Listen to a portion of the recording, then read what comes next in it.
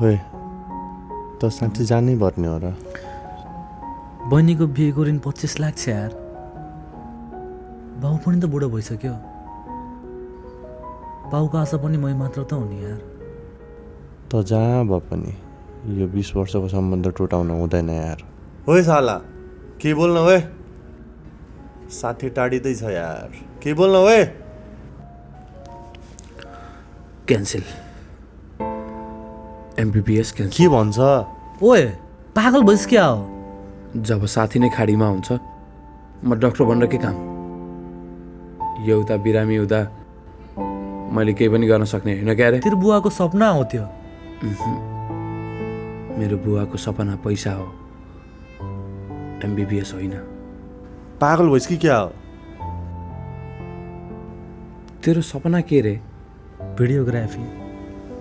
योजनामा त खै।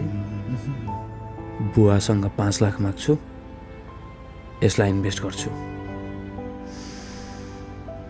मलाई भरोसा छ यसमा। मैले पनि बुलेटको लागि पैसा सङ्घालिरहेको थिएँ, अब यसलाई दिन्छु। यत्रो धेरै रिक्स नलिक केटा हो यार। पाइहाल्छ नि 8-10 वर्षमा। जब 25 लाख त हो नि। तर हो यार, बाउले थाहा पायो भने त मार्छन् नि।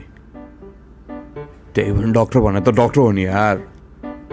कहाँ त्यत्रो रिस्क लिन सक्छ अझ यो पाँडेको लागि? ओहे मजाक नगर न। म कहाँ काम गर्न सक्छु यार त्यो गाडीमा? प्लिज रिक्स लिन यार।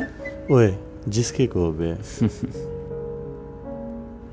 कहाँ यत्रो 20 वर्षको सम्बन्ध जब 25 लाखको लागि टुटाउन सक्छु यार। यो सम्बन्ध चिन्ताले होइन, चिताले मात्र मेटाउँछ।